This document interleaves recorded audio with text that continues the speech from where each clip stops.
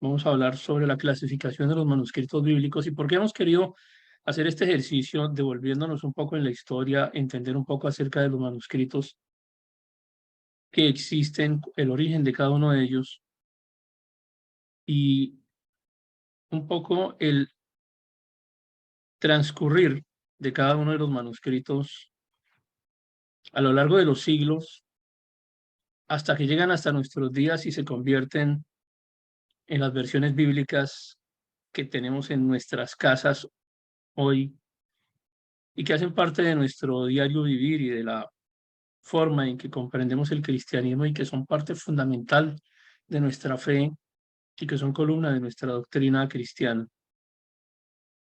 Y porque existen algunas otras versiones que son preferidas por algunas religiones, también con el mismo objetivo, para poder justificar, para poder mantener vigentes sus doctrinas.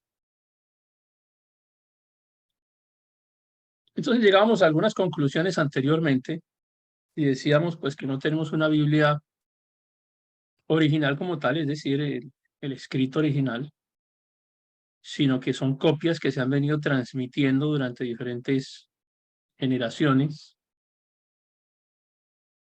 Y esas copias han llegado hasta nuestros días con diferentes variantes que consisten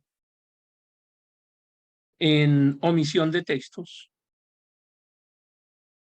en adición de textos o en complemento de textos. La tarea de los escribas era básicamente de los masoretas, hablemos nuevamente del Antiguo Testamento. La tarea de ellos básicamente era transmitir el documento de la forma más precisa que fuera posible. Pero las dificultades propias de cada idioma, de cada lengua, hace que existan ciertas particularidades que nos permitan entender el idioma no solamente en el momento en que se expresa de forma verbal, sino como lo entendemos cuando lo estamos leyendo. Y ahí realmente se produce un conflicto importante entre las diferentes versiones, en el mismo idioma incluso. Por eso encontramos diferentes variantes del texto bíblico, por ejemplo, en griego, porque es que el griego, como cualquier otro idioma, también evolucionó y las palabras van cambiando, e incluso las reglas ortográficas van cambiando, palabras que entran en desuso, nuevas palabras que llegan. Y nos enfrentamos ante el reto de mantener un texto bíblico vigente lo más cercano posible al texto que le fue dado a los profetas, a los apóstoles, el texto que escribieron los apóstoles. Y realmente es un reto, como ustedes han visto, no es tan sencillo para los traductores, para los investigadores, llegar a concluir cuál versión es la más precisa de todas. Entonces encontramos algunas diferencias doctrinales importantes que han sido incluidas durante el transcurso de los siglos, pero son importantes en el sentido en que contradicen el resto del canon bíblico, el resto de la escritura. Porque pueden existir 10.000, 20.000 diferencias entre una y otra versión, y muchas de ellas simplemente van a ser signos de puntuación o pequeñas diferencias que no afectan ni siquiera el contenido ni el sentido de un versículo. Pero hay otras diferencias que son muy grandes. Y es lo que hemos estado analizando con respecto a la inclusión de lo que hemos llamado los documentos apócrifos, los libros apócrifos o los libros deuterocanónicos, que todo finalmente viene siendo lo mismo. Porque cuando se incluyen en el texto bíblico esos libros apócrifos, pues junto con ellos, al ser reconocidos como parte del canon, se reconoce como canon, es decir, como palabra de Dios, una cantidad de doctrinas como el culto a los muertos, como la intervención de los vivos en favor de los muertos, ya sea a través de dinero o a través de cualquier otro tipo de acción, y otra cantidad de doctrinas que hacen parte de las diferentes religiones, específicamente de las derivadas del catolicismo, que han intentado incluir una gran cantidad de documentos, cada uno de ellos intentando perpetuar las prácticas religiosas de esos diferentes grupos. Basta una lectura transversal del texto bíblico para encontrar lo que consideramos no hace parte realmente de las coincidencias doctrinales o de la coherencia doctrinal que debe tener un texto bíblico más puro. Y surgen diferentes maestros, diferentes personas que intentan defender lo que consideran justamente eso, el texto más puro. ¿Cuál es el texto más puro? El más perfecto, el que consideramos que es la palabra revelada, la palabra dada por Dios. Y a veces, incluso dentro de las mismas congregaciones cristianas, se pueden encontrar diferencias que en algunos momentos parecen irreconciliables con respecto a la aparición de algunos versículos en algunos textos bíblicos que no aparecen en otros. Como este realmente es un seminario taller, a partir de la próxima clase comenzaremos a trabajar con diferentes versiones de la Biblia para hacer ya un ejercicio más práctico, más comparativo de lo que nosotros tenemos en la actualidad, de lo que ha llegado hasta nuestros días. Pero estas clases previas que hemos tenido nos sirven de introducción y de ambientación para comprender por qué existen tantas versiones y también por qué existen ciertas líneas de escritos o agrupaciones de escritos, como que existen tendencias de formas de escritura bíblica que pueden ser aceptadas por unos o por otros.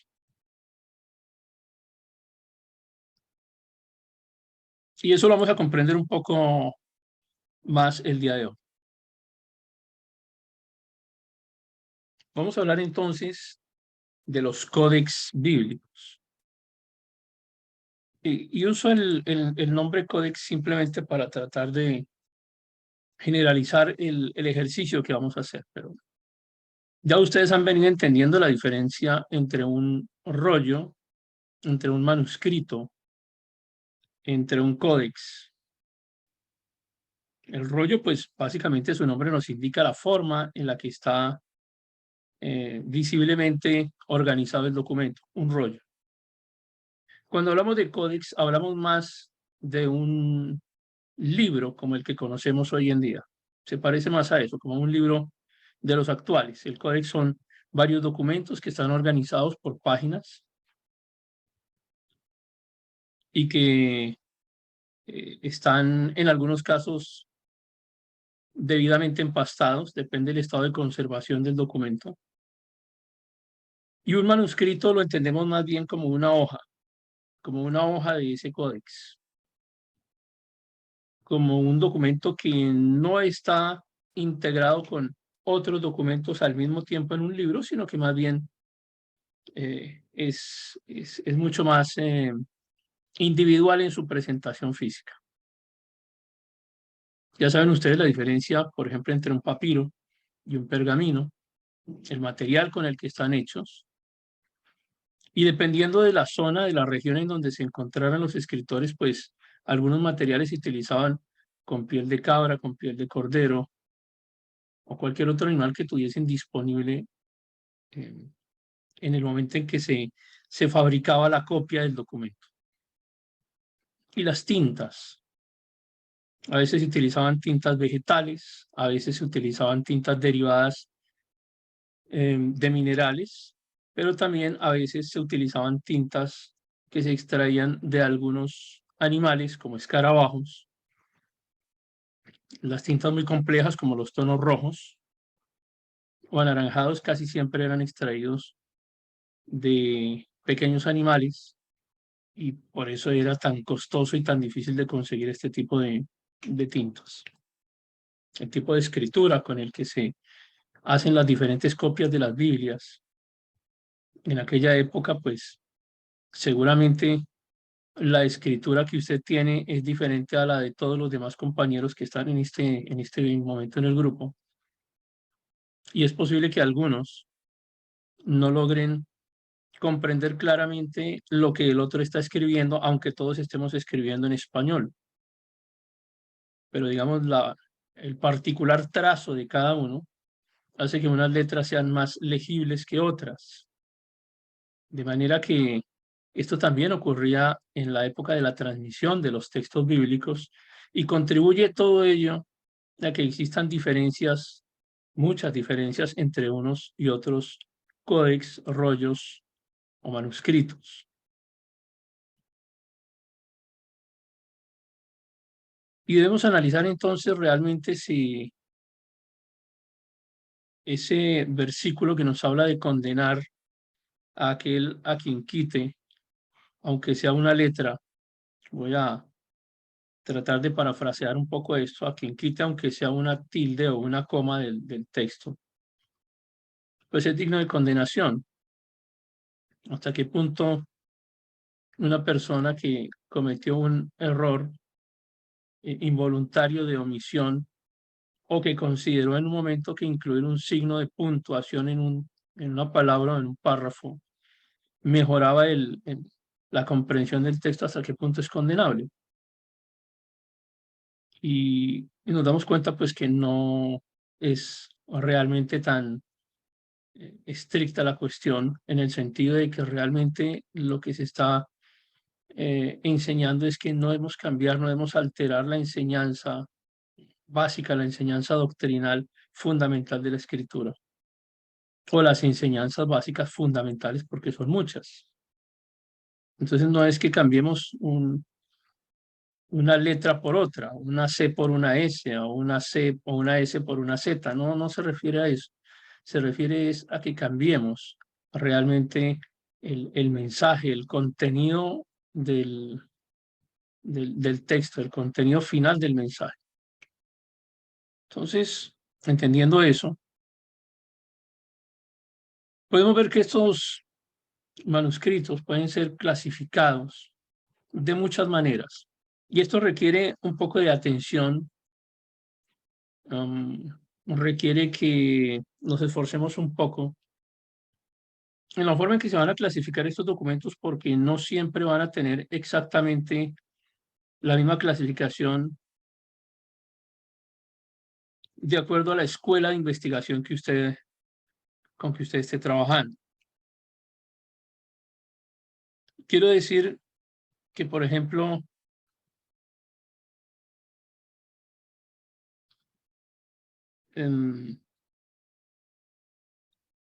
un documento puede ser clasificado por su tipo de letra, por ejemplo, los documentos unciales, pero que además pueda ser clasificado como un documento alejandrino. Entonces hoy aprendemos un poco a eso, a cómo clasificar los diferentes códex o los diferentes documentos bíblicos, y utilizaré en general, insisto, la palabra códex o códice para referirme a todos ellos, para no tener que estar repitiendo frecuentemente el rollo o el pergamino o el códex o el manuscrito. Entonces, utilizaré un genérico. Y existen varios sistemas de clasificación de esos códex, es decir, de las Biblias antiguas, porque finalmente existen códex de muchas otras clases de literatura, pero a nosotros no nos interesan las demás en este instante. Estamos estudiando versiones bíblicas, de manera que lo que nos interesan son los manuscritos antiguos de la Biblia, es decir, versiones de la Biblia antiguas. Eso es lo que estamos estudiando, las diferentes versiones bíblicas. Pero antes de estudiar las versiones más modernas, que seguramente son las que les pueden llegar a interesar a algunos, que tengamos un acercamiento sobre la Reina Valera, sobre la NBI, sobre traducción viviente, sobre cualquiera de ellas, pues vamos a hacer un acercamiento primero a las más antiguas y eso es lo que hemos estado haciendo. Entonces iniciamos esta clasificación con una muy sencilla que es la clasificación de acuerdo con su idioma. Es posible que se repitan algunos nombres durante la presentación, que se repitan porque, insisto, un libro de estos, por ejemplo, los rollos del Mar Muerto, lo clasificamos acá como un documento que está en idioma hebreo, principalmente. Pero también lo podemos clasificar en parte como un documento masorético o premasorético, depende el tipo, o más bien depende el códex que estemos analizando en ese instante, porque no todos los documentos de los que hacen parte de los rollos del Mar Muerto tienen la misma fecha, la misma datación. Algunos son más antiguos que otros, algunos están escritos en otros idiomas. Es bien interesante y en algún momento tendremos que desarrollar un taller específico sobre rollos del Mar Muerto porque hay mucho que aprender de ellos. Y en parte también quiero decirles esto, los rollos del Mar Muerto no están hechos solamente o no fueron construidos solamente en el idioma hebreo. Tenemos incluso algunos documentos que están escritos en griego o en arameo. Y hay uno absolutamente controversial dentro de los rollos del Mar Muerto que representa un pasaje del Evangelio de Lucas, que incluso está en proceso de discusión con respecto a su presencia o no en otros códex. Entonces, la primera clasificación, la más sencilla que podemos hacer, es esta, la clasificación según el idioma, comenzando con el hebreo. Entonces, si alguien me dice, no, es que los ríos del Mar Muerto no pueden clasificarse en hebreo porque hay algunos que están en griego, pues sí, pero la mayoría de ellos están en hebreo y por eso los vamos a incluir de esta manera. Decía hace un rato, de acuerdo a la escuela académica con la que ustedes estén trabajando, con la que estén investigando, hay algunas que reconocen unas clasificaciones de las que tenemos acá y otras no. Y de pronto dicen, no, no podemos clasificar los documentos de esta forma, no nos parece correcto. Entonces nos toca tratar de unificar. Y las que yo les voy a presentar acá, pues serán las que utilicemos nosotros para nuestro estudio, tratando de traer, digamos, no de quedarnos cortos, sino de traer más elementos, más modos de clasificación, para que si en algún momento en el futuro alguno de ellos se masifica, pues ustedes por lo menos ya han escuchado un poco acerca de él. Aunque, insisto, algunas escuelas no aceptan algunos de los métodos de clasificación que utilizaremos ahora, pero este por lo menos lo que tiene que ver con el idioma no tiene mayor inconveniente en la mayoría de las escuelas de estudios bíblicos. Entonces, tanto los rollos del Mar Muerto como el código de Leningrado y el código de Alepo están escritos en hebreo. Y esto es importante que lo vayamos comprendiendo desde ahora, porque digamos que hay dos grandes bloques de información, o dos grandes bloques de clasificación de los documentos bíblicos. Uno, los que están en idioma hebreo y un segundo, los que están en idioma griego. Pero por supuesto que no podemos descartar los que están escritos en latín. Lo que pasa es que los que están en latín normalmente son un poco más tardíos o vienen derivados de otras versiones anteriores, como por ejemplo el hebreo y el griego. Entonces, es de esperarse, por ejemplo, que la Vulgata, que está en latín, sea posterior a los rollos del Mar Muerto, que se consideran en este momento los documentos más antiguos que existen, porque debemos entender, por supuesto, que por lo menos el Antiguo Testamento, no fue escrito inicialmente en latín ni en griego, sino que la lengua en la que fue escrito originalmente fue en hebreo y seguramente algunas partes en arameo. Pero juega otro factor acá fundamental y es algo que debemos tener en cuenta cuando vamos a estudiar los diferentes códex. Una cosa es que el documento haya sido escrito en una fecha y otro aspecto para tener en cuenta es el momento en que fue descubierto, porque es probable que un descubrimiento reciente corresponda a un documento mucho más antiguo. Es decir, por ejemplo, en el 2023 descubrimos un códex X, códex que haya sido escrito en el siglo III antes de Cristo, como ocurre, por ejemplo, con algunos de los documentos de los rollos del Mar Muerto. Entonces, a pesar de que ha sido descubierto recientemente, se le da mucha valoración histórica por el hecho de que es más antiguo. Ese es un elemento para tener en cuenta, pero otro elemento también es el elemento de la integridad del documento. Hay documentos que son más antiguos que otros, evidentemente más recientes, pero no significa que sean mejores. No siempre más antiguo significa que es más preciso. Simplemente significa eso, que es más antiguo. Entonces, ¿qué nos interesa encontrar en arqueología? Nos interesa encontrar un documento que sea más antiguo y más preciso. Con esas dos características, seguramente tenemos un documento de muy buena calidad. Cuando comenzamos a ver, por ejemplo, documentos como los que están escritos en griego, pues encontramos que muchos de ellos tienen algunas alteraciones que finalmente vienen siendo importantes, no en todos, en algunos, que finalmente vienen siendo importantes para el tema doctrinal y que al ser comparados con otros documentos que han sido descubiertos más recientemente, pero que son más antiguos en cuanto a la fecha de su creación, pues estos documentos en griego pierden autoridad. Y tenemos que hablar entonces, recordar lo que hablamos, lo que conversamos la clase anterior, hablamos de los testigos, testigos internos y testigos externos.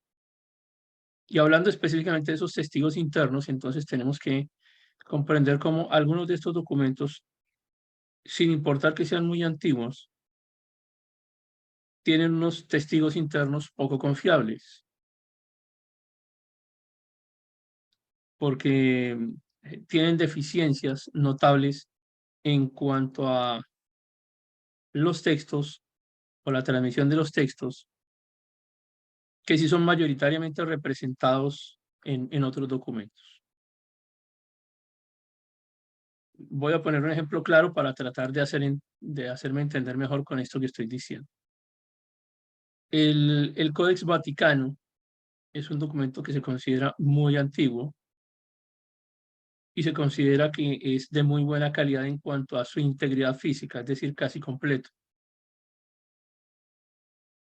Pero es un documento que ha sido sometido a diferentes intervenciones de restauración y dentro de esas intervenciones no se ha permitido que investigadores no católicos o que no sean afines al catolicismo romano participen dentro del estudio del documento. Entonces lo que tenemos es un documento que ha sido violentamente alterado en cuanto a que le han quitado pasajes importantes, han modificado otros pasajes y han añadido otros pasajes. Entonces, a pesar de ser un documento que es casi íntegro en cuanto a su estructura, porque a la mayoría de todos los demás les faltan muchas hojas, libros completos. A veces un manuscrito consiste en apenas unas pocas hojas. No ocurre así, por ejemplo, con documentos como los rollos del Mar Muerto, en donde hay libros absolutamente completos, como el rollo de Isaías, y que tienen textos de prácticamente toda la Biblia hebrea, con algunos pocos faltantes, pero el Códex Vaticano es un documento que hace gala de tener prácticamente todo el contenido bíblico. Pero insistimos, dudamos mucho de él porque sus testigos internos no concuerdan con los demás documentos que pueden ser analizados no solamente en griego, sino en todos los demás, en todas las demás lenguas. Entonces, es un documento que lamentablemente pues ha sido modificado de forma importante,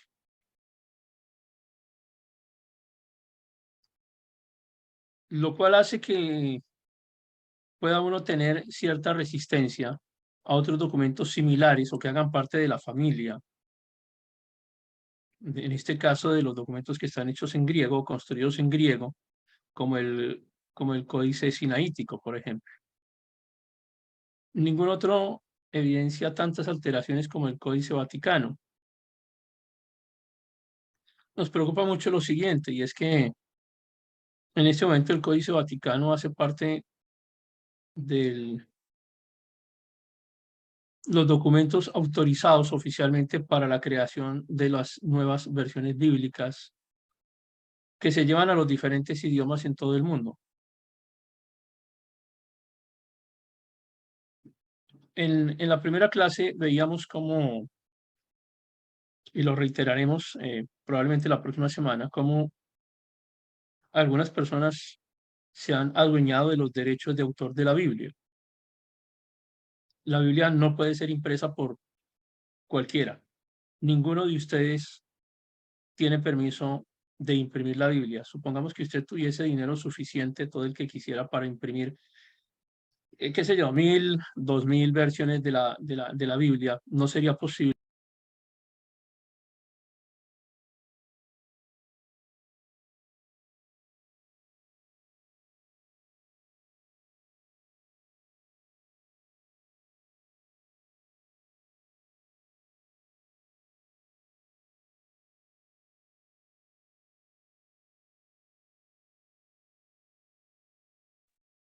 Se fue el sonido. Sonido.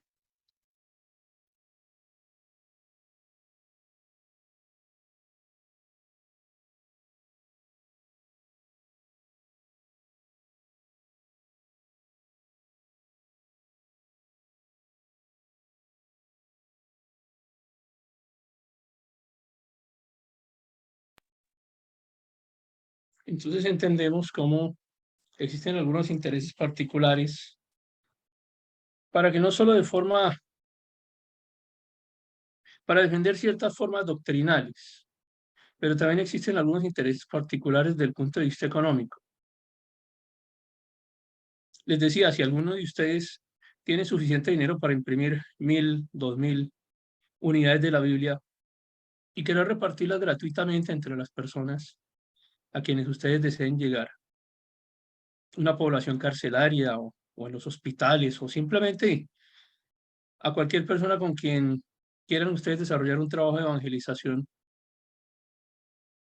pues lo primero que van a ver es verse enfrentados a un proceso penal y seguramente civil por el uso de los derechos de la Biblia. Se los van a meter a la cárcel por producir Biblias.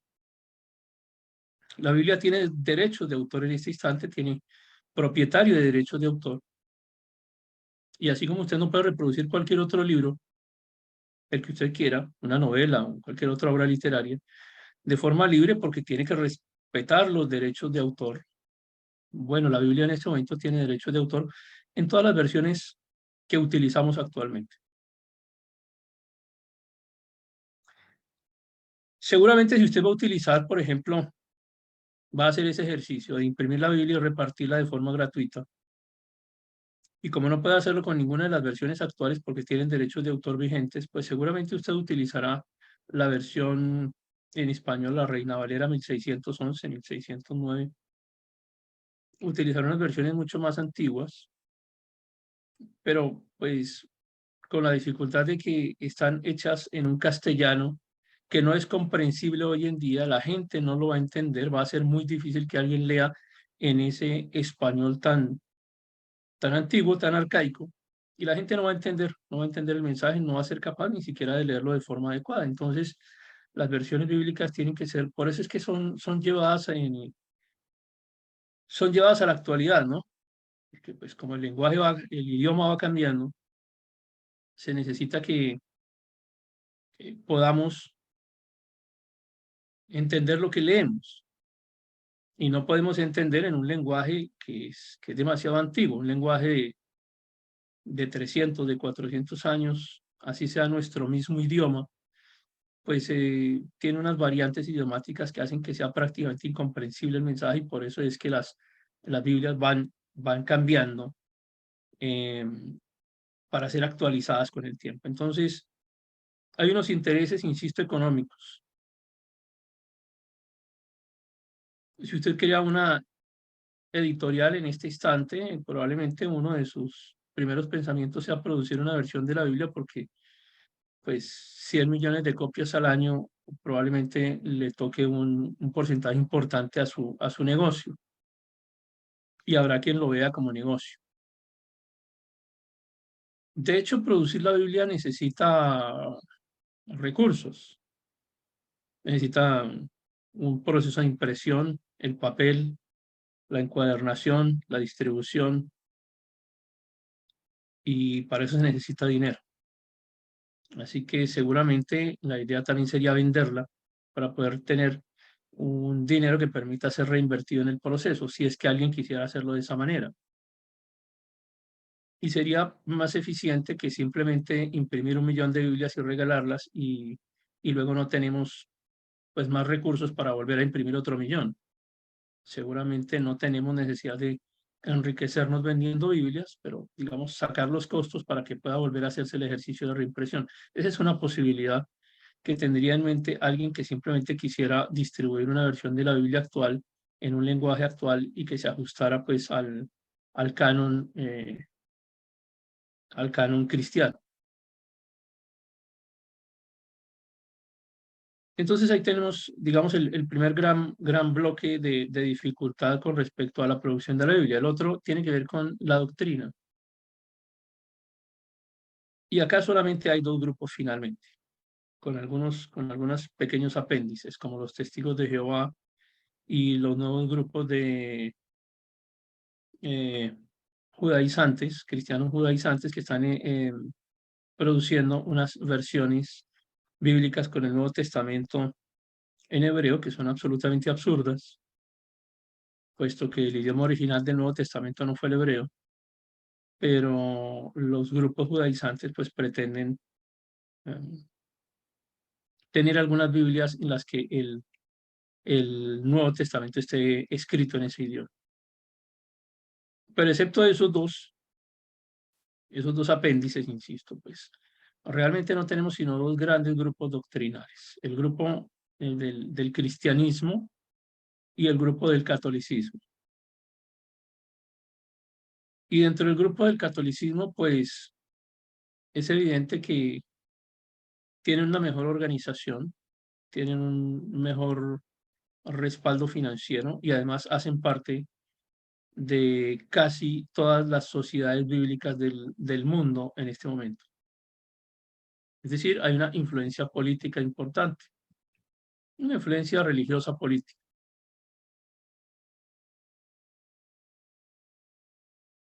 Es de entender que las Biblias que les convienen a ellos son las que contienen los libros apócrifos y las que contienen pasajes añadidos que sustentan sus doctrinas, son esas versiones a las que se les ha quitado pasajes importantes que permiten mantener su doctrina y son esas Biblias que pues uno encuentra que realmente tienen cambiados es tan evidente el cambio que incluso el decálogo, los 10 mandamientos, está modificado en esos documentos bíblicos. Ustedes quieren hacer una comparación entre un canon cristiano y un canon católico y simplemente miren el pasaje de los 10 mandamientos. Y desde el primero de ellos ya está alterada la versión. Pero digamos, el que tiene esa capacidad financiera finalmente termina imponiéndose. Y uno de los grandes errores que cometieron las sociedades bíblicas cristianas a nivel mundial fue probablemente por necesidad o por interés o por ingenuidad haber permitido que el Vaticano interfiriera económicamente a las sociedades bíblicas. Recibir dinero del Vaticano pudo haber sido muy interesante en algún momento para generar algún tipo de versión bíblica o de trabajo de expansión, pero finalmente quien tiene el dinero termina imponiendo normas o reglas. Y pues eso fue lo que hicieron, ¿no? Las impusieron. Hasta el punto, insisto, en que las versiones que hoy se consideran autorizadas son las versiones que convienen al catolicismo romano, porque sustentan sus fundamentos doctrinales diversos. Una de las grandes preocupaciones que tenemos justamente en castellano es el ataque sistemático que se hace contra la versión eh, principal en español, que es la versión de Reina Valera. La Reina Valera es atacada por todos. Es atacada por el catolicismo porque no le conviene. Se intentan versiones de Reina Valera que tengan los deuterocanónicos o los apócrifos. Se se ha intentado conciliar la versión Reina Valera con la versión del Códice Vaticano, que es básicamente muy bien expresada en la nueva versión internacional. La nueva versión internacional es una versión que depende directamente o deriva directamente del Códice Vaticano. Pero no solamente los ataques que sufre la versión Reina Valera, sino por parte del catolicismo, sino también ahora por parte de los mismos cristianos, que se encuentran algunos pasajes incluso hasta ofensivos con respecto a las creencias tan modificables que vivimos hoy en día. Nos parece que es la Biblia la que tiene que adaptarse a nuestros tiempos y no nuestros tiempos adaptarse o sujetarse más bien al contenido de las escrituras. Y encontramos muchas otras variantes de textos bíblicos antiguos, por ejemplo, la Vulgata en latín o el Códice Amiantius, que es una versión que también está escrita en latín y que cuando ustedes miran el Código Amiantinus es un documento que deriva directamente de la Vulgata, es decir, se escribió la Vulgata y luego se escribió el Código Amiantinus. No podemos decir, por ejemplo, con la Vulgata tuvo el origen de la Vulgata no fue directamente el latín, sino fue otro idioma. En cambio, con el Código Amiantinus sí podemos decir que depende directamente de la Vulgata, parece una copia. Algunas variantes idiomáticas que se ajustaron con el paso del tiempo, porque ustedes ven que la Vulgata le lleva al Código Amiantinus alrededor de 300 años. Entonces, es esperable que tengan algunas diferencias en cuanto a eh, la composición textual. Y hay algunas versiones, por ejemplo en arameo, como el Targum de Onkelos, que simplemente contiene algunos muy pocos pasajes de la Biblia hebrea. Y insisto, no siempre que hablemos de alguno de estos códices hacemos referencia a una Biblia completa. Son muy pocos los que tienen una Biblia completa. La mayoría de ellos son fragmentos o son documentos que están incompletos. Les faltan un número variable de hojas o de segmentos.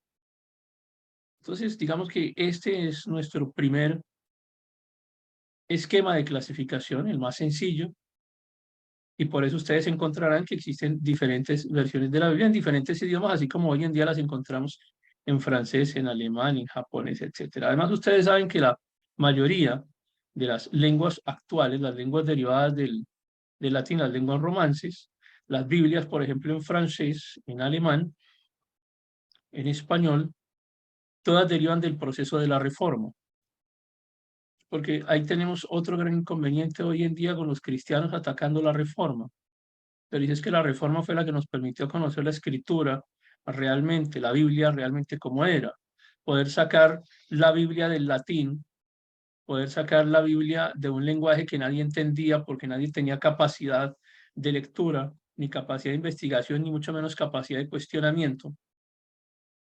Sacar la Biblia del latín y llevársela directamente a la gente humilde, a los campesinos, a los trabajadores, y decirles, mire, lo que la Biblia realmente quiere decir en latín, esto es lo que dice en nuestro idioma, esto es lo que dice en el francés, y fíjense cómo básicamente la Biblia contribuye a la creación o a la consolidación del idioma francés y a la creación y consolidación del alemán y por supuesto a la consolidación del español aquí en América. Entonces el trabajo de los reformadores fue realmente fundamental, no solamente por el hecho de que se atrevieron a ir en contra de las doctrinas antibíblicas, porque ellos estudian y se dan cuenta que sus Biblias no dicen lo que el catolicismo está enseñando, y pues comienzan a pensar diferente, y pensar diferente es subversivo y le cuesta la vida a muchísimas de estas personas. Otro tipo de clasificación que podemos hacer con respecto a nuestros documentos bíblicos es de acuerdo a la época en la que fueron presentados. Ya no estamos hablando del idioma, sino de la época. Algunas de estas clasificaciones, por ejemplo, la clasificación de premasoréticos, no es tan antigua. Estamos incluyendo entre los premasoréticos algunos de los pergaminos del Mar Muerto, o los rollos del Mar Muerto. Porque los rollos del Mar Muerto definitivamente son los manuscritos bíblicos más antiguos que tenemos de la Biblia hasta el día de hoy, que se hayan descubierto. Los más antiguos son los rollos del Mar Muerto. Hay diferentes variaciones en cuanto a la forma en la que se calcula la fecha, la datación de creación del documento, pero digamos que un rango con cierta seguridad está entre el siglo III antes de Cristo y el siglo I después de Cristo. Entonces, los manuscritos del Mar Muerto son muy importantes, decía hace un rato, porque primero, pues el rollo de Isaías prácticamente completo y otros en muy buen estado de conservación, casi completos también, pero dentro de los rollos del Mar Muerto no solamente hay documentos bíblicos, hay, por ejemplo, documentos relacionados con la forma en la que debían vivir o convivir los judíos que hacían parte de esa comunidad. Hay hasta recetas de cocina, hay eh, escritos relacionados con historia. O sea, los pergaminos del Mar Muerto o los rollos del Mar Muerto no son solamente documentos bíblicos. Pero dentro de estos premasoréticos también podemos encontrar los papiros de Nash y un documento que se llama el Códice de los Profetas. Los papiros de Nash básicamente contienen partes del Deuteronomio, no contienen más. No es un documento que contenga la Biblia completa. Y es relativamente reciente el hallazgo de los papiros de Nash de alrededor de 1902. Sin embargo, a pesar de que fue encontrado recientemente, es un documento muy antiguo. Insisto, no contiene la Biblia completa, contiene básicamente unas partes, ni siquiera el Deuteronomio completo, unas partes del Deuteronomio. Y hay otro documento que se llama el Códice de los Profetas o el Código de los Profetas. Se considera que es de un libro que contiene Se llama Código de los Profetas porque contiene la mayoría de los escritos de los profetas del Antiguo Testamento. Pero fíjense ustedes que este documento se calcula del año 10 después de Cristo. Entonces ya ustedes, por supuesto, están preguntándose por qué vamos a llamarlo premasorético si es del 10 después de Cristo. Por lo menos debería ser masorético o posterior. Pero lo que ocurre es que eh, el estilo literario, la forma en que se escribió el Códice de los Profetas es muy similar a la forma en que escribían los escribas premasoréticos. Entonces, por esa razón, cae dentro de esta clasificación, más que por la fecha de su creación, tiene que ver es con tiene que ver es con el estilo de escritura.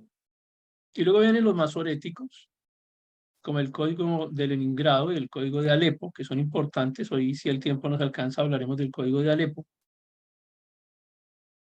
Dentro de esa clasificación que estamos haciendo, o relacionada con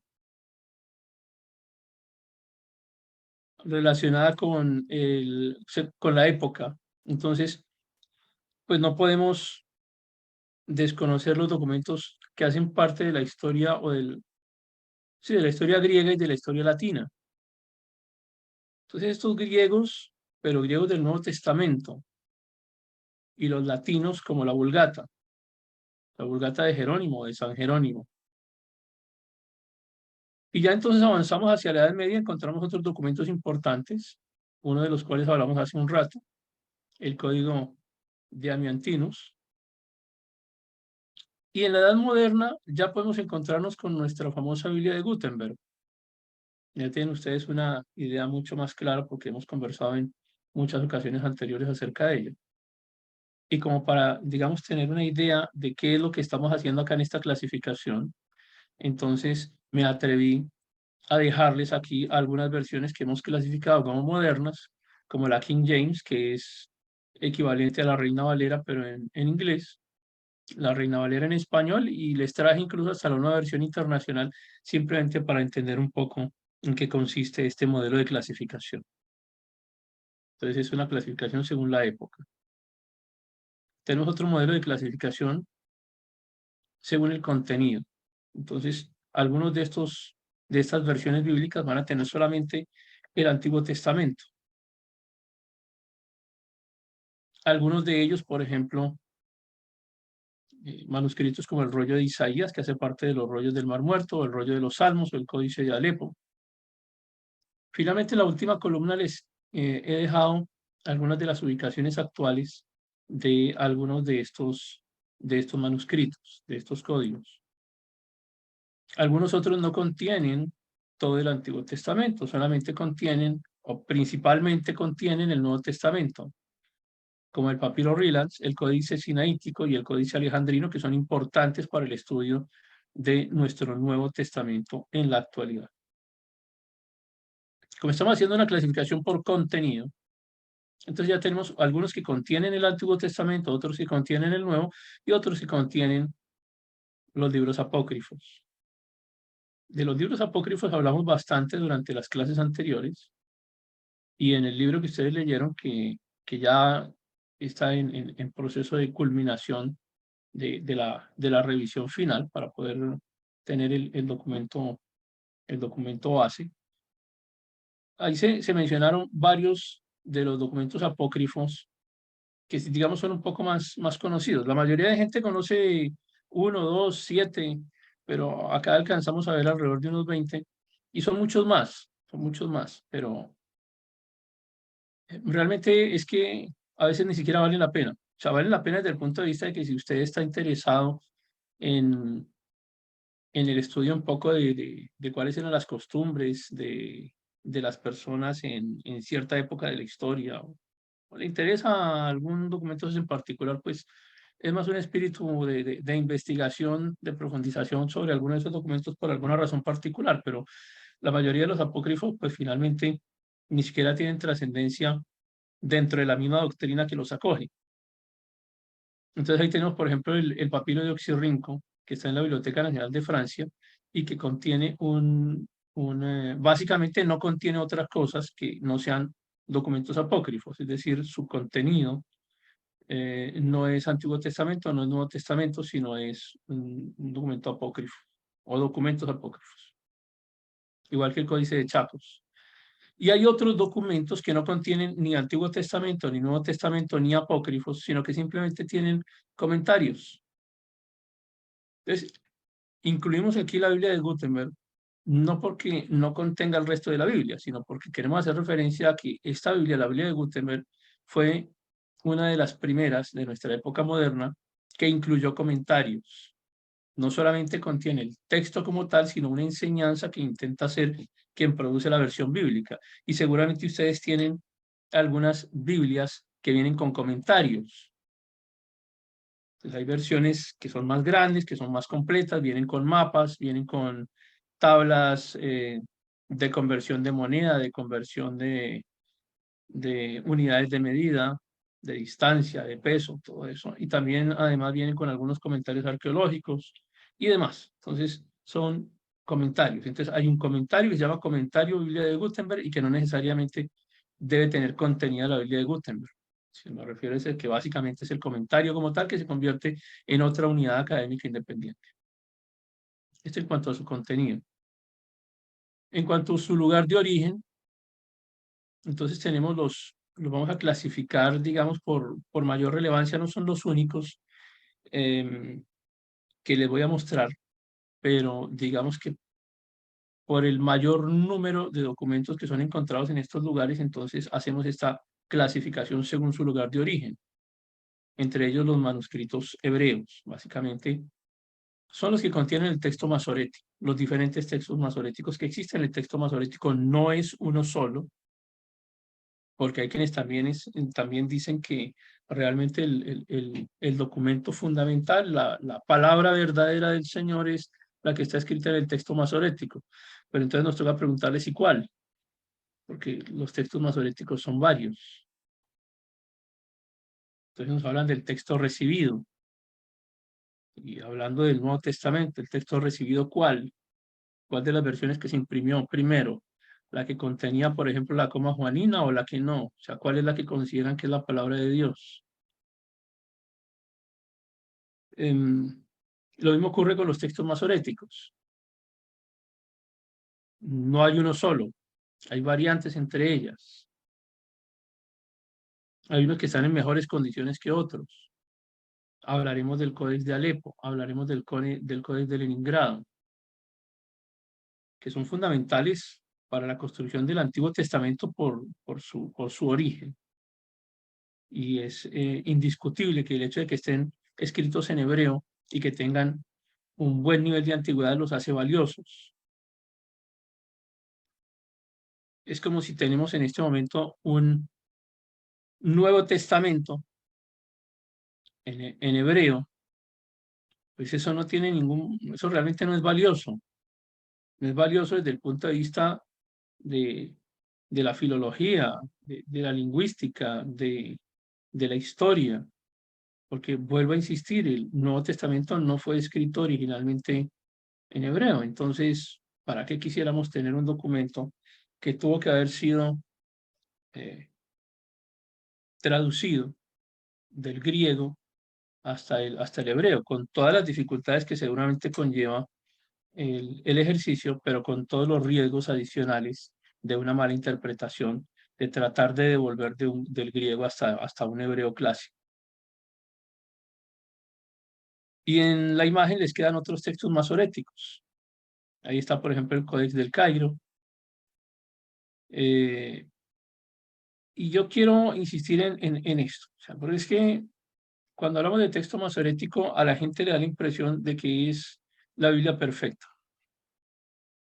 Entonces, habrá quien converse con ustedes algún día y les diga, es que yo sí tengo la Biblia que es la palabra de Dios, la que sí es, porque es que es la Biblia que escribían los masoretas, los hebreos, la que viene desde los hebreos. Luego entonces esa sí es la que es. tendrán que aclararte si están hablando específicamente del Codex de Alepo, del Codex de Leningrado, del Codex del Cairo, o de cuál, porque todos son texto masorético. También hay unos textos en arameo. Ahí está, por ejemplo, la versión Peshitta, que también es de muy buena recepción entre en algunos círculos académicos. La Peshitta es una versión siriaca. Y están los Targumim, por ejemplo el de Onkelos, que es muy famoso también, pero son las versiones que están en arameo. No están completas tampoco. Hay unas versiones en latín, unos manuscritos en latín, muchos en latín, y dentro de ellos pues hay una versión que tiene realmente mucho peso académico, que es la Vulgata, el código Fuldensis y el código Amiantinus, que son derivados de la Vulgata.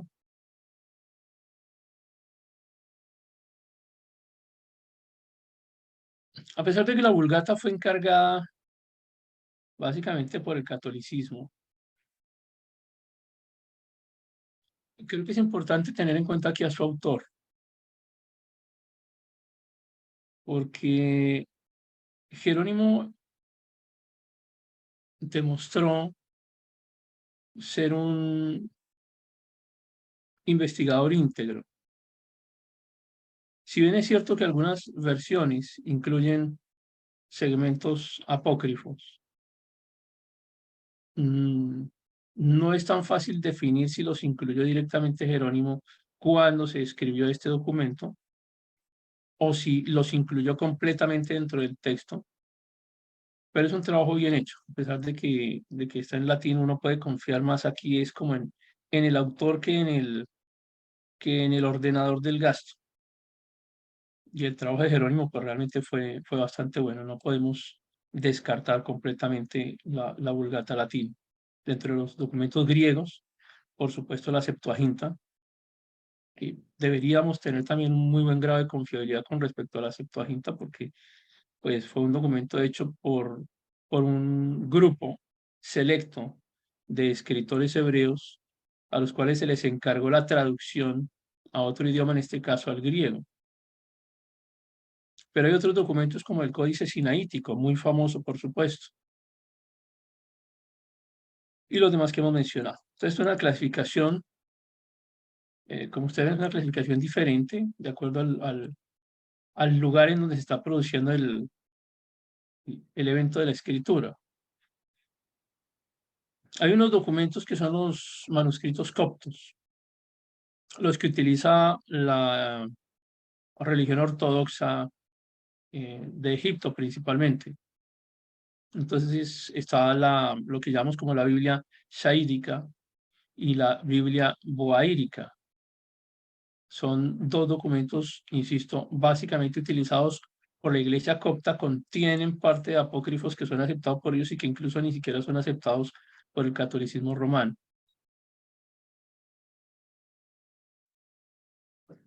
Hay unas versiones etíopes que son antiguas también para la iglesia etíope. La Biblia de Bicinia, que es una de las más utilizadas por ellos, está escrita en una lengua que se llama la lengua Ges, que es una lengua semítica.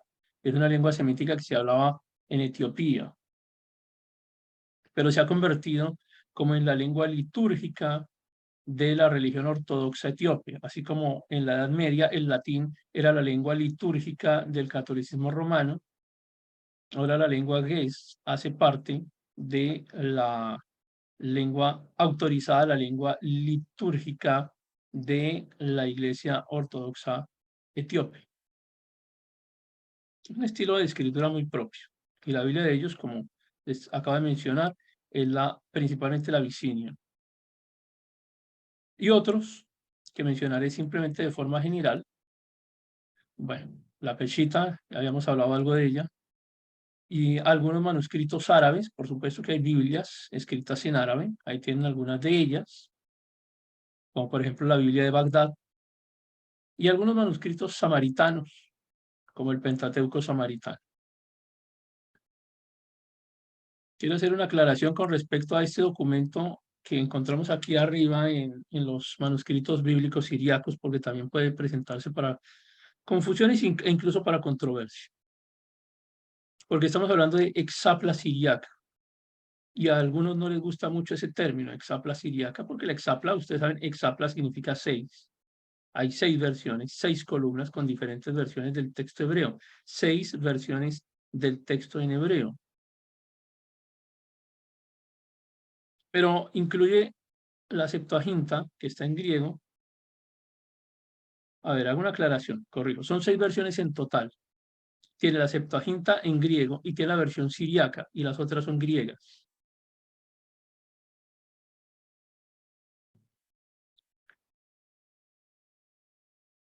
Vuelvo a corregir. Tenemos la Septuaginta en griego. Tenemos la versión siriaca. Este nombre de la versión siriaca es el que se lleva allá al concepto de exapla siriaca. Por eso algunas personas le llaman la exapla siriaca, porque una de las columnas tiene una versión en siriaco. Pero para muchos otros simplemente se llama la exapla.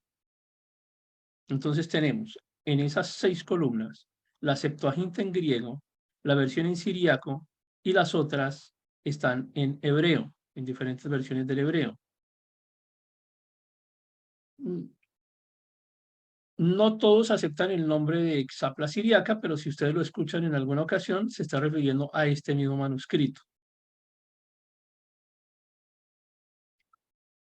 Los manuscritos o las Biblias en árabe, pues son un poco extrañas desde el punto de vista de que no son muchos los cristianos árabes que existen, pero existen. Así como tenemos, por ejemplo, latinoamericanos que están convertidos al Islam. No son muchos, pero existen. Entonces, por eso también tenemos versiones de sus documentos sagrados en español. Una clasificación por el tipo de escritura. Si ustedes miran al lado derecho de su pantalla, encuentran en esta página unas letras que están muy bien decoradas. Observen por ejemplo, esta es una especie de letra B. Acá tenemos una especie de G. Entonces, es la forma en la que está creada la letra. Cuando ustedes encuentren un manuscrito antiguo que tenga estas iniciales, así profusamente decoradas, que son letras grandes, como una especie de letras mayúsculas, pueden o no tener estos dibujos acá internos. Observen ustedes que tienen como unos diagramas, ¿no? Unos decorados muy bonitos realmente.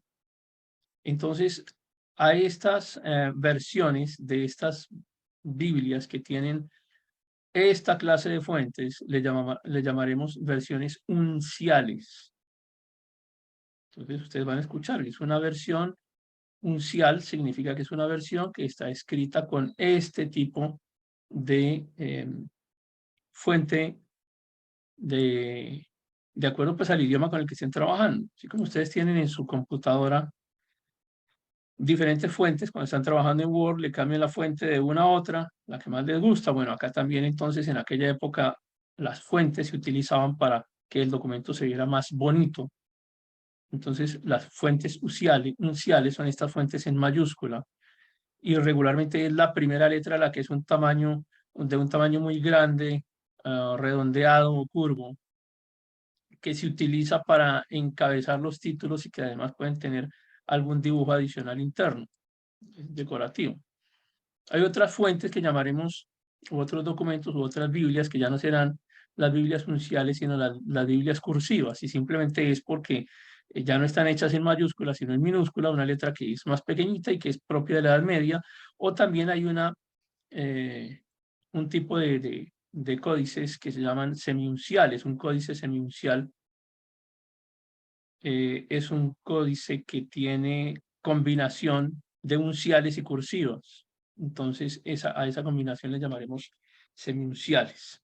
Luego, entonces, posteriormente, con el paso del tiempo, ya sobre la Edad Media se creó la fuente gótica, y el objetivo de la fuente gótica, pues, es mejorar el diseño estilístico propio de la época. Esto es simplemente de gustos estéticos, no tiene ninguna representación puramente doctrinal, o sea, simplemente estético, pero así se clasifican también. Y llegamos a esta clasificación que es, la dejé para el final, porque creo que es a la que más debemos prestarle atención y con la que más nos veremos trabajando durante las próximas sesiones. Entonces, de acuerdo a su familia textual, y hago nuevamente una aclaración acá, y es que no todos los investigadores aceptan exactamente las mismas familias textuales. Algunos solamente reconocen 3 de estas. Otros investigadores reconocen hasta 6 de estas. De manera que yo les incluí hoy las más frecuentes, con el objetivo de que por lo menos las reconozcamos si algún día les llegan a hablar de alguna de estas otras familias que no son las familias tradicionales de la clasificación de los documentos bíblicos, sino que se encuentran con alguna familia extra. Entonces, comenzamos con la familia alejandrina. Y esto es importante. De aquí en adelante es importante porque esto es lo que nos va a llevar al recorrido por las versiones bíblicas más actuales, por las modernas, por las que tenemos nosotros en nuestro diario vivir. Tienen que ver con la ciudad de Alejandría, en Egipto, por su cercanía a Alejandría en Egipto. Por eso se le llaman alejandrinos o documentos alejandrinos, un código alejandrino. Dentro de esos códigos alejandrinos están el Código Vaticano y el Código Sinaítico. No pueden perder de su radar esa información. Tanto el Vaticano como el Sinaítico hacen parte de la familia alejandrina, y ya saben ustedes que la familia alejandrina tiene que ver con el hecho de que están cerca, fueron encontrados cerca o muy cerca a la región de la ciudad de Alejandría en Egipto. Tenemos este otro grupo que es la familia bizantina. Dentro de la familia bizantina encontramos, a ver, voy a hacer esta aclaración nuevamente. Acá le toca a uno ir muy despacio porque se puede prestar para confusiones de acuerdo con el tipo de documento en el que ustedes estén apoyando para sus investigaciones. Un grupo de investigadores incluyen dentro de la familia bizantina al Textus Receptus, el Códice Alejandrino, no confundir el Códice Alejandrino con la familia alejandrina, y otro Códice Vaticano, que es el Vaticano griego, que hace parte acá de la familia bizantina. Entonces, no confundir esas diferentes versiones. Pero me regreso un poco aquí al Textus Receptus, porque hay unos investigadores que son mucho más detallados en el momento en que hacen la clasificación y dicen: no es posible que pongamos al Textus Receptus en la familia bizantina, porque finalmente el Textus Receptus, lo que pasa es que ellos identifican 2 clases de Textus Receptus. El primero, el que fue escrito a mano, y dicen: este es el Textus Receptus que hace parte de la familia bizantina y que fue escrito a mano por los escribas. Pero estrictamente nosotros entenderíamos el Textus Receptus como el que fue hecho en impresión, en griego.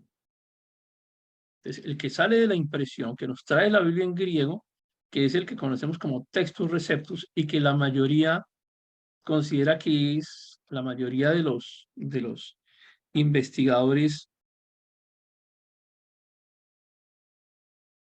no católicos consideran que es el texto que acaba de salir de la boca de Dios. Algo como ocurre con el Antiguo Testamento, con el texto masorético. porque hay quienes dicen que el texto masorético sí es la palabra de Dios inspirada, la que acaba de salir de su boca, recién salida del horno. Y eso mismo se dice acá con el Textus Receptus. Y dependiendo de quién esté haciendo la clasificación, algunos le llaman textos puros. Y a todo lo demás le llaman texto corrupto.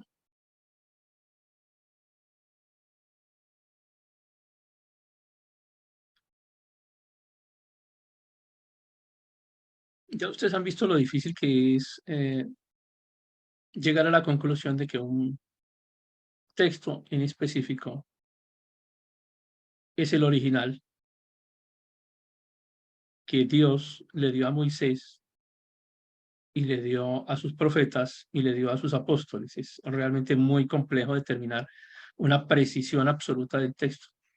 Y esto causa mucha molestia a las personas, porque entonces nos pueden criticar y nos pueden acusar de estar diciendo que la palabra de Dios no ha sido revelada y que está en construcción. O sea, que la podemos modificar en cualquier momento, simplemente porque consideramos que un texto sí es el correcto y otro no es el correcto, o que algún texto puede llegar a ser modificado si llega posteriormente a aparecer otro documento que tenga más antigüedad, más precisión o más fiabilidad. Y no es que, bueno, habrá quienes seguramente lo hacen, quienes intenten modificar la palabra porque lo hacen para justificar sus propias doctrinas y sus intereses, pero pues acá a nosotros no nos interesa eso. O sea, simplemente estamos en un ejercicio académico en el que estamos mencionando que existen diferentes formas de clasificación de textos, cuáles son esos textos, cuál es su origen, y también identificar los pensamientos de algunas de las personas que prefieren, por ejemplo, el texto vaticano o la familia alejandrina, y otros que prefieren la familia bizantina, y otros que son más puristas, que incluso sacan el Textus Receptus de la familia bizantina y la ponen en un espacio aparte. Hay una clasificación que es poco conocida, que es esta, la familia cesareana. En textos de clasificación más antiguos no las van a conseguir. Digamos porque son textos que son muy similares a los textos alejandrinos, pero tienen unas características que los hacen muy particulares y permiten que se puedan clasificar en una nueva categoría. Y nuevamente tenemos otro gran conflicto acá con este códice, que es el códice washingtoniano, que muchas personas no saben en dónde ubicar. Y algunos autores lo han clasificado acá dentro de la familia cesariana, pero otros definitivamente se niegan, rotundamente se oponen a que haga parte de este grupo. Pero parece que el códice washingtoniano pues, fuera como el expatriado. Nadie lo quiere en ningún lado y como que no cabe en ninguna parte. No lo quieren ni en los alejandrinos, ni en los bizantinos, ni en ninguno. Entonces, lo estamos ubicando aquí porque tenemos que ubicarlo en algún lado, pero insisto, no hay una uniformidad en cuanto a el punto en donde vamos a ubicar este códice. También tenemos acá el sinaítico, pero el sinaítico no el códice sinaítico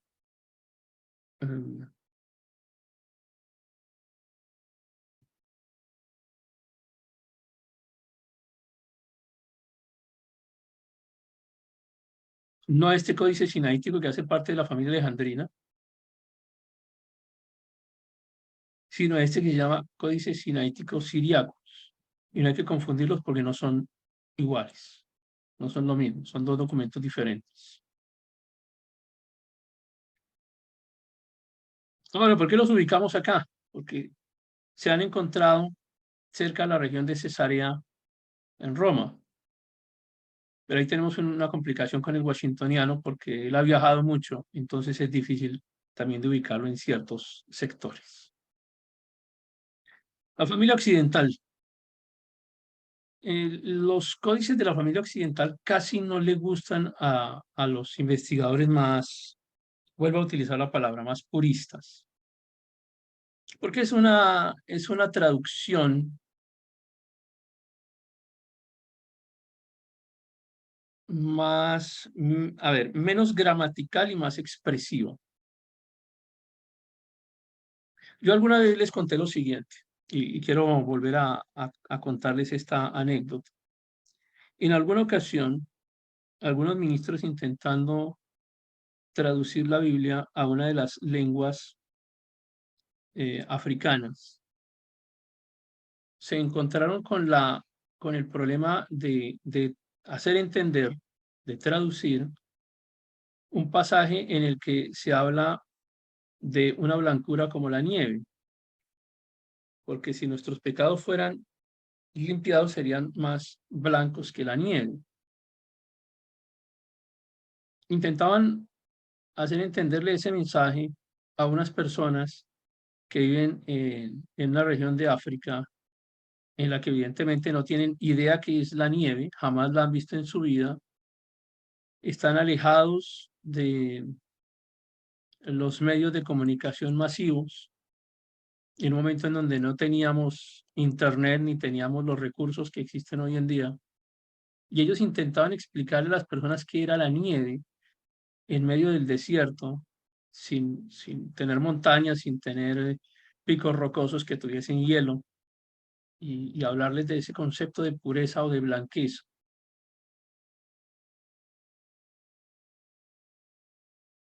Y entonces ellos terminaron traduciendo un segmento de la Biblia como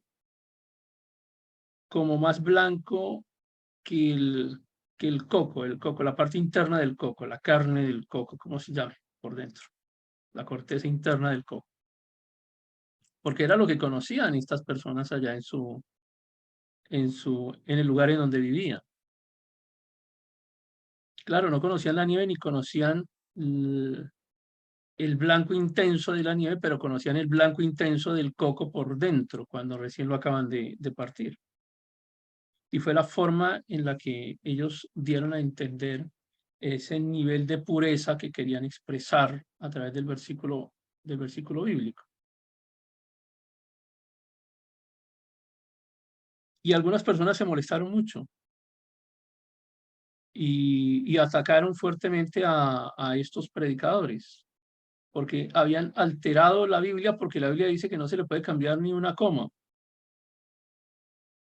Entonces que ellos habían hecho algo que no se podía hacer y era cambiar el contenido de la Biblia. Entonces finalmente nos ponemos a pensar qué era más importante, llevarles el mensaje de qué era lo que quería decir realmente el texto de la Biblia, es decir, de cierta manera interpretarlo, y aquí es donde viene la dificultad de lo que se está narrando,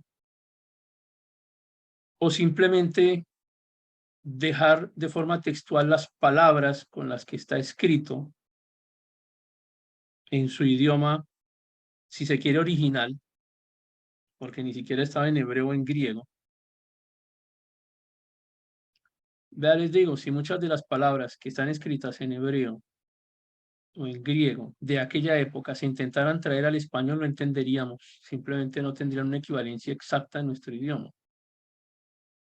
Pero algunos prefieren ese tipo de transferencia textual, palabra por palabra, una cuestión más gramatical, ¿no?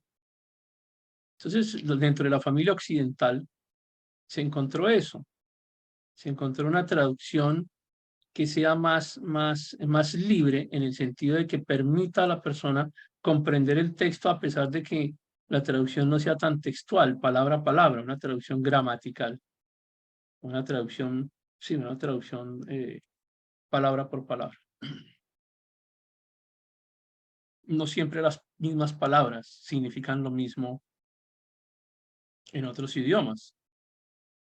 Y leyendo hoy un poco las conversaciones que tenían ustedes en el Telegram de esta tarde, pues me sorprendía un poco porque estamos hablando todos en español y ustedes hablaban de las gatas y de los perros y tenían diferentes significados en los diferentes países.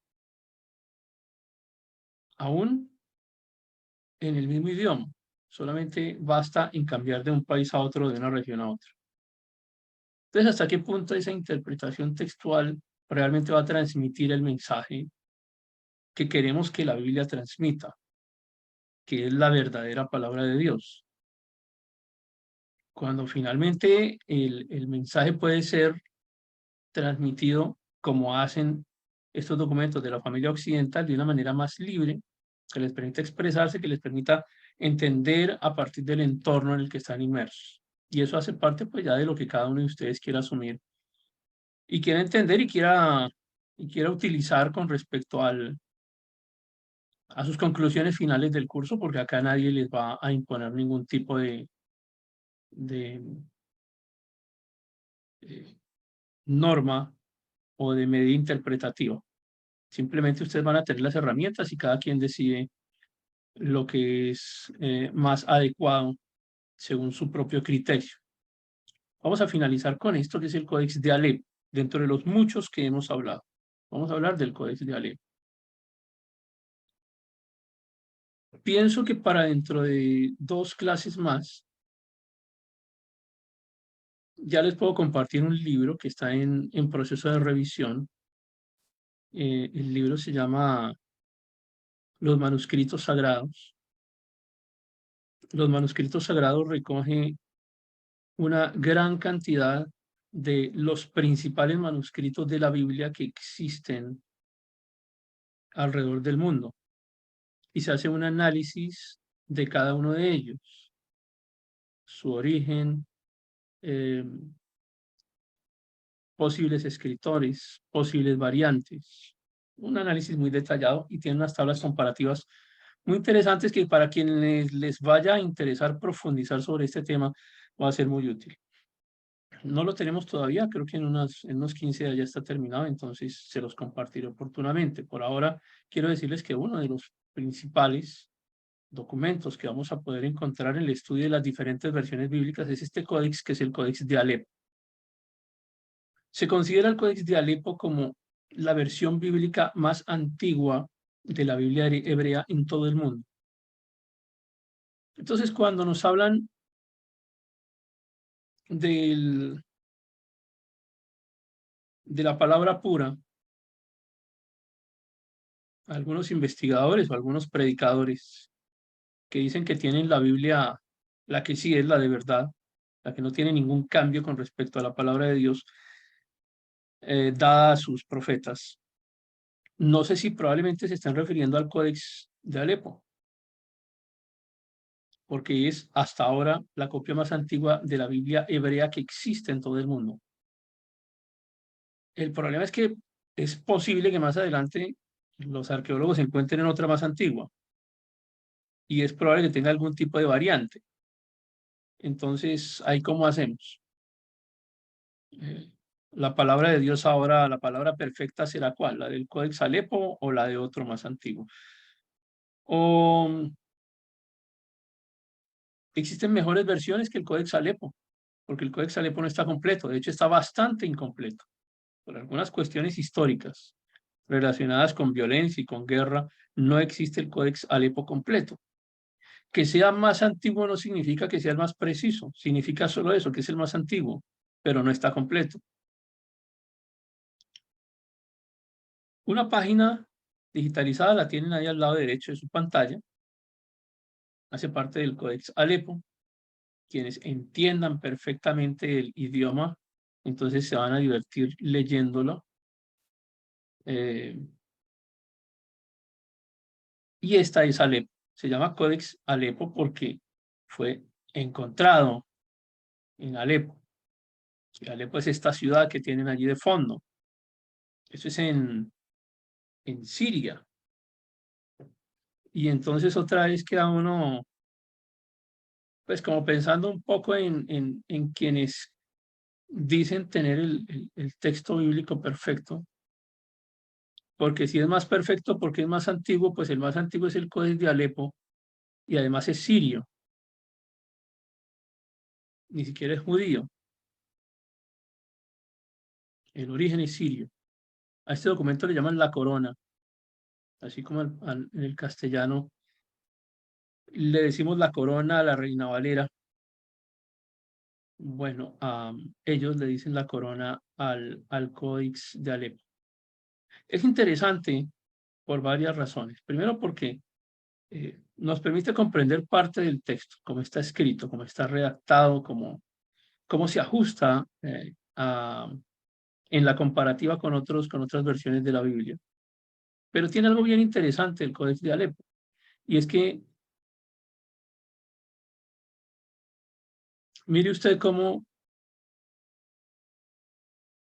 en su país, voy a poner unos ejemplos aquí extremos en el continente, las personas que están en México tienen una particular entonación que llamaremos cantilación, y las personas, por ejemplo, que están en Argentina tienen otra cantilación diferente. Y estamos nosotros los colombianos que no tenemos acento completamente neutro. Todos decimos lo mismo, ¿no? Todos tienen acento neutro, porque nadie se siente el acento. Pero todos los demás sí nos sienten el acento, o sea, todos le sentimos el acento a los demás. A eso se llama la cantilación, el acento. A ver, ¿cómo decirlo? El cantadito con el que cada persona o cada región habla de acuerdo a su país o incluso dentro del país a su región. Entonces, en eso ayuda el Códex Alepo, porque tiene esas indicaciones sobre cómo entonar, pero también sobre cómo vocalizar. Y por eso es que se convierte en una pieza fundamental para el estudio de la escritura. Actualmente el Códex Alepo está en el Museo de Israel, en un lugar que se llama el Santuario del Libro. En el Santuario del Libro encuentran también piezas importantes de los rollos del Mar Muerto. El rollo de Jeremías está en el Santuario del Libro. Pero quiero que miren bien la imagen. Miren bien la imagen de fondo, por favor. Miren la sinagoga, miren las calles de Alepo, la ciudad antigua, la ciudad clásica de Alepo. Se ve bonita, ¿cierto? Está bien organizada.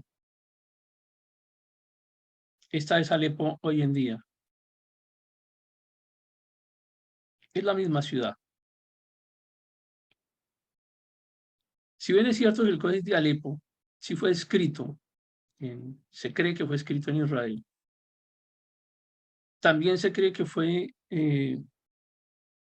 conservado. Algunos han mencionado que fue ajustado, modificado en Siria, pero pues todo eso hace parte de la especulación. El códex desapareció durante un tiempo, sobre el 1947. La sinagoga en la que lo protegían fue destruida, fue incendiada y se pensó que había desaparecido completamente. Primero, la importancia histórica que tiene con respecto a la forma en la que fue escrito, el tipo de lenguaje en el que está escrito, la entonación que permite reproducir la forma en la que las personas expresaban las palabras en aquella época, la forma en la que vocalizaban en aquella época y que se puede reproducir hoy en día. Se estima que el códex estaba compuesto por alrededor de 487 páginas. Actualmente se considera que quedan unas 295. Las que principalmente se perdieron corresponden al Pentateuco. Entonces hay varias versiones, o que realmente se destruyó el documento, o que alguien durante alguno de los diferentes traslados que tuvo, ya sea para protegerlo, arrancó parte del documento, la parte más importante, los 5 primeros libros, con el fin de protegerlo. Hay una historia de una mujer que encontró o que entregó una de las hojas del códex a un